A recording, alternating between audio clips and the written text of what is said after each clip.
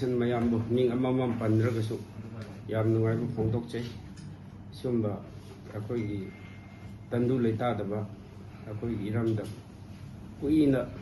ꯑꯩꯈꯣꯏꯁꯤ ꯁꯥꯟꯇꯤ ꯂꯩꯇꯅ problem face ꯃꯥꯌꯣꯛꯅꯔ ꯂꯥꯛꯄꯁꯤꯗ ꯑꯩꯈꯣꯏꯒꯤ ꯃꯅꯤꯄꯨꯔꯒꯤ ꯃꯤꯌꯥꯝ ꯈꯝ ꯊꯦꯡꯅ ꯋꯥꯔꯦ꯫ ꯑꯩꯈꯣꯏꯗꯤ ꯏꯟꯇꯔꯅꯦꯜ ꯍꯧꯖꯤꯛ ꯐꯥꯎ ꯉꯁꯤ ꯐꯥꯎꯕ ꯑꯩꯈꯣꯏꯅ ꯊꯦꯡꯅꯔꯤꯁꯤ ꯏꯟꯇꯔꯅꯦꯜꯒꯤ ꯄ꯭ꯔꯣꯕ꯭ꯂꯦꯝ ꯈꯛꯇꯅꯤ꯫ ꯉꯁꯤ ꯇꯥꯡ 3 ꯃꯦꯒꯤ ꯇꯥꯡ 3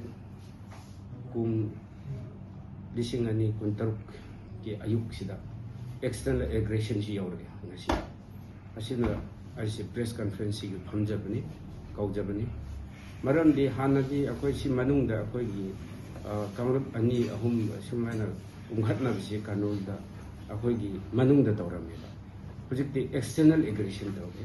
ꯉꯁꯤ ꯑꯌꯨꯛ ꯉꯟꯇꯥ ꯄꯨꯡ 3:30-4 ꯋꯥꯏꯗ ꯕꯔꯃꯥꯗꯒꯤ KNB ꯑꯗꯨꯒ PDFꯅ ꯄꯨꯜꯂꯒ ꯑꯩꯈꯣꯏꯒꯤ ꯕꯣꯔꯗꯔ ꯑꯦꯔꯤꯌꯥꯗ ꯂꯩꯕ ꯈꯨꯟ 5-6ꯁꯤ ꯃꯣꯏꯅ ꯂꯥꯟꯗꯥꯔꯛꯑꯦ꯫ ꯂꯥꯟꯗꯥꯔꯛꯄꯁꯤꯗ ꯃꯤ ꯑꯁꯣꯛ ꯑꯄꯟ ꯃꯌꯥꯝ ꯌꯥꯎꯅꯔꯦ, ꯑꯗꯨꯒ ꯌꯨꯝ ꯀꯩ ꯆꯥꯛꯄ ꯌꯥꯝ ꯌꯥꯎꯔꯦ꯫ ꯑꯗꯨꯅ ꯃꯁꯤꯒꯤ ꯏꯟꯁꯤꯗꯦꯟꯁꯤꯗ ꯃꯌꯥꯝ ꯃꯅꯤꯄꯨꯔꯗ ꯂꯩꯕ ꯄ꯭ꯔꯖꯥ ꯃꯌꯥꯝꯁꯦ ꯑꯩꯅ ꯍꯥꯟꯅꯗꯁꯨ ꯍꯥꯏꯔ ꯂꯥꯛꯄꯅꯤ, ꯑꯗꯨꯕꯨ ꯁꯤ ꯊꯣꯛꯀꯅꯤ ꯍꯥꯏꯕꯁꯤ ꯈꯪꯕꯗꯒꯤ ꯍꯥꯟꯅ ꯍꯥꯏꯔꯛꯈ꯭ꯔ ꯂꯥꯛꯈ꯭ꯔꯕꯅꯤ꯫ ꯑꯩꯈꯣꯏ ꯉꯝꯈꯩ ꯉꯥꯛꯄ ꯍꯥꯏꯕꯁꯤ ꯑꯩꯈꯣꯏ ꯁꯤꯗ ꯏꯝꯐꯥꯜ ꯃꯌꯣꯟꯗ ꯎꯈ꯭ꯔꯨꯜꯗ, ꯇꯃꯦꯡꯂꯣꯡꯗ, ꯁꯦꯅꯥꯄꯇꯤꯗ ꯇꯥꯎꯟ ꯃꯅꯨꯡꯗ ꯗꯤꯁꯇ꯭ꯔꯤꯛ ꯍꯦꯗꯀ꯭ꯋꯥꯔꯇꯔ ꯃꯅꯨꯡꯗ ꯉꯝꯈꯩ ꯉꯥꯛꯄ ꯅꯠꯇꯦ꯫ ꯑꯩꯈꯣꯏꯒꯤ ꯕꯣꯔꯗꯔ ꯑꯦꯔꯤꯌꯥꯁꯤ ꯌꯥꯝ ꯈꯝ ꯊꯦꯡꯅ ꯋꯥꯔꯕꯅꯤ꯫ ꯑꯩꯈꯣꯏ ꯂꯝꯕꯤ ꯊꯣꯡ ꯐꯖꯗꯕ ꯃꯔꯛꯇ ꯑꯩꯈꯣꯏꯒꯤ ꯉꯝꯈꯩ ꯃꯄꯥꯟꯗꯒꯤ ꯂꯥꯛꯑꯒ ꯃꯣꯏꯅ ꯍꯧꯖꯤꯛꯁꯤ ꯑꯦꯒ꯭ꯔꯦꯁꯟ ꯍꯧꯔꯦ꯫ ꯉꯁꯤ ꯑꯦꯒ꯭ꯔꯦꯁꯟ ꯇꯧꯕꯗꯨꯗ ꯂꯥꯏꯕꯛ ꯐꯅ ꯃꯤ ꯑꯁꯤ ꯑꯅꯥꯗꯤ ꯌꯥꯎꯍꯧꯗꯦ, ꯁꯣꯛꯄꯗꯤ 5-6 ꯁꯣꯛꯑꯦ꯫ ꯑꯗꯨꯒ ꯍꯧꯖꯤꯛꯁꯤ ꯑꯟꯇ꯭ꯔꯦꯁꯦꯕꯜ ꯆꯤꯡꯔꯥꯟ ꯅꯤꯡꯁꯦꯜ ꯍꯥꯏꯅ ꯄꯥꯈꯪ ꯑꯃ ꯆꯍꯤ 35ꯃꯨꯛ ꯔꯣꯝ ꯄꯥꯈꯪ ꯃꯥꯁꯤ ꯍꯧꯖꯤꯛ ꯐꯥꯎ ꯃꯤꯅ ꯍꯥꯏꯕꯗꯤ KNBꯅ ꯑꯗꯨꯒ PDFꯅ ꯄꯨꯔ ꯆꯠꯈ꯭ꯔꯦ ꯍꯥꯏꯔꯦ꯫ ꯑꯗꯨꯒ ꯀꯩꯅꯣꯁꯤ ꯁꯣꯛꯄꯁꯤ ꯏꯇꯣꯕꯤ ꯍꯥꯏꯅ ꯃꯧ ꯑꯃ ꯍꯜꯂꯛꯑꯒ ꯚꯤꯗꯣ ꯑꯃ ꯏꯝꯐꯥꯜꯗꯒꯤ ꯃꯩꯇꯩ ꯅꯨꯄꯤꯅꯤ, ꯃꯁꯤꯁꯨ ꯃꯣꯏꯅ ꯄꯨꯔ ꯆꯠꯈ꯭ꯔꯦ ꯍꯥꯏꯔꯦ꯫ ꯑꯗꯨꯒ ꯍꯧꯖꯤꯛꯁꯤ ꯑꯩꯅ ꯀꯔꯤꯒꯤꯅꯣ ꯑꯦꯛꯁꯇꯔꯅꯦꯜ ꯑꯦꯒ꯭ꯔꯦꯁꯟꯅꯣ ꯍꯥꯏꯕꯗ ꯃꯗꯨꯏꯗꯨꯗ ꯍꯥꯟꯅ ꯑꯩꯈꯣꯏꯅ ꯔꯤꯂꯤꯐ ꯀꯦꯝꯞ ꯍꯥꯡꯉꯒ ꯊꯝꯕꯗꯨꯗ ꯀꯨꯀꯤꯒꯤ ꯋꯥꯏꯐꯩ ꯃꯌꯥꯝ ꯌꯥꯎꯏ꯫ ꯑꯗꯨꯒ ꯁꯣꯛꯏꯁꯦ ꯑꯅꯝꯕ ꯋꯥꯏꯐꯩ ꯃꯆꯥꯅꯤ ꯁꯣꯛꯏꯁꯦ꯫ ꯍꯧꯖꯤꯛꯁꯦ ꯑꯩꯈꯣꯏꯒꯤ ꯑꯗꯨꯗ ꯂꯩꯕ ꯇꯥꯡꯈꯨꯜꯁꯤꯡꯗꯤ ꯁꯣꯛꯄ ꯌꯥꯎꯗꯦ, ꯑꯗꯨꯒ ꯑꯌꯥꯝꯕ ꯁꯣꯛꯄꯁꯤ ꯀꯩꯅꯣꯅꯤ, ꯋꯥꯏꯐꯩ ꯃꯆꯥꯁꯤꯡ꯫ ꯑꯗꯨ which means ꯃꯁꯤꯁꯤ ꯀꯝꯃꯨꯅꯦꯜ ꯅꯠꯇꯦꯕ, ꯑꯦꯛꯁꯇꯔꯅꯦꯜ ꯑꯦꯛꯁꯟ꯫ ꯑꯩꯈꯣꯏ ꯕꯣꯔꯗꯔꯗꯨ ꯍꯥꯟꯅꯗꯒꯤ ꯑꯩꯈꯣꯏ ꯕꯣꯔꯗꯔꯁꯤ ꯆꯨꯝꯗꯦ, ꯁꯤ ꯆꯨꯝꯍꯜꯂꯣ ꯍꯥꯏꯅ ꯑꯩꯈꯣꯏꯅ ꯉꯁꯤ ꯐꯥꯎꯕ ꯑꯩꯈꯣꯏ ꯗꯥꯕꯤ ꯇꯧꯔ ꯇꯛꯍꯜꯂꯛꯄꯅꯤ꯫ ꯑꯗꯨ ꯕꯣꯔꯗꯔ ꯑꯦꯔꯤꯌꯥꯗ ꯃꯣꯏ ꯃꯊꯛꯀ ꯀꯥꯔꯒ ꯏꯟꯁꯥꯏꯗ ꯃꯅꯨꯡ ꯆꯪꯉꯒ ꯃꯣꯏꯅ ꯑꯦꯒ꯭ꯔꯦꯁꯟ ꯇꯧꯕ ꯅꯠꯇꯦ꯫ ꯕꯣꯔꯗꯔ ꯑꯦꯔꯤꯌꯥꯗ ꯂꯩꯕ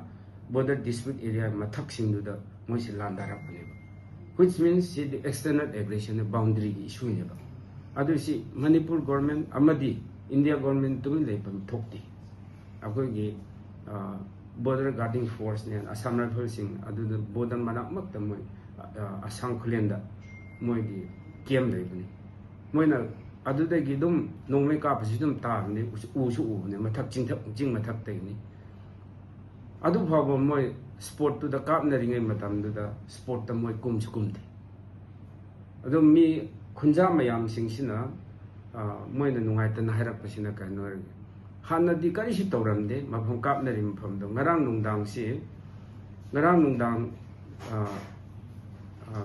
ꯃꯇꯝꯁꯤ ꯄꯨꯡ 4-5 ꯑꯁꯥꯝ ꯔꯥꯏꯐꯜꯁꯤꯡ ꯃꯐꯝ ꯀꯥꯞꯅꯕ ꯃꯐꯝꯗꯨꯗ ꯌꯧꯋꯦꯕ꯫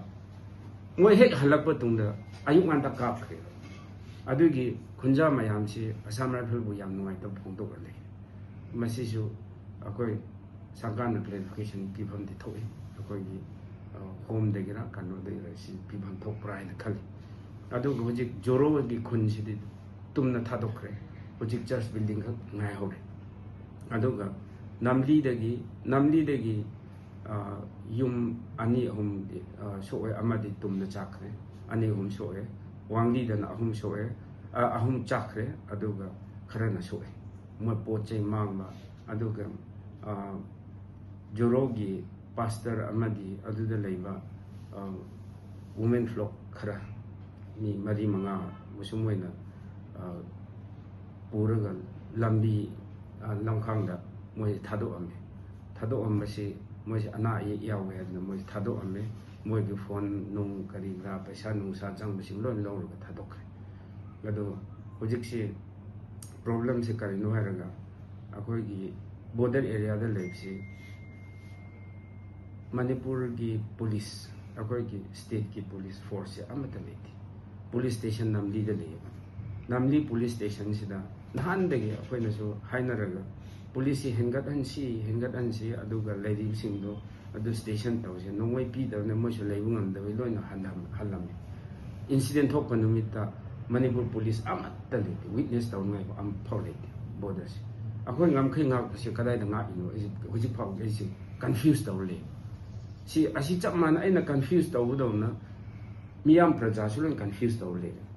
akoi ngam khai ngak se kadai da nga ino siwai da governor gi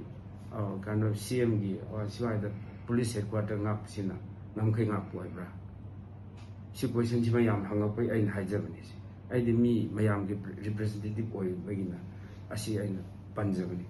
aduda hojik si border area sida kano si date 24 April da masi si khungi border area khungi ningthau mayamna state force khara thambi dadi si nomana tri nomadi mon attack tawrani halsi hairak padai honorable chief minister da kano dioma ai ki 24 ki April da madugi kano sin honorable CM na kano da DGP da forward to ngasi bhawa response de laptre khara thun lakani thajai adu yargadi akoi gi miyam prajana so si akoi border si akoi thaina ipu ipana haiba matungina Chinmin river si akoi gi hana ipu pan nga thiraga si to nga chatlambani adu Assam rifle handa Manipur rifle handa da Manipur gi rifle lerami adu tungda di bodu so kilometer kun gi mamang da lerami adu tungna BSF sing laaga moina kuina lerami adu tungna Assam rifle la pade border yungi bido foothill hairabani foothill and karamba foothill no question is biggest question is karamba foothill no akoi na khali se foothill la je angojing foothill le akoi gi Jawaharlal Nehru ga Indira Gandhi ga moi Burmese government ga moina yana si foothill haibi foothill haibse akoi gi adu ching du di maming su leite khun tongan bai tongan le ba foothill haibi specific foothill line le angojing foothill oigadauni aduna masi ngamkhai mangi se akoi Assam rifle ga BSF ga akoi gi forcing di inabilities moi lambi thong le tabi chatning da gi moina lambi le phawa khun le phawa na adu da leiru de mi na asom de helapani adu hujik phawa akoi na border si ngak se abdar di border de le ba khunja adu da le ba below poverty line da nong gi tala chap sing ngak pangmai akoi si mayam sina pullaga ngam khai sing ngak dai aduna hojiki ngasi external aggression tawre ngasi miyam praja na si phajana khangbiraga akoi si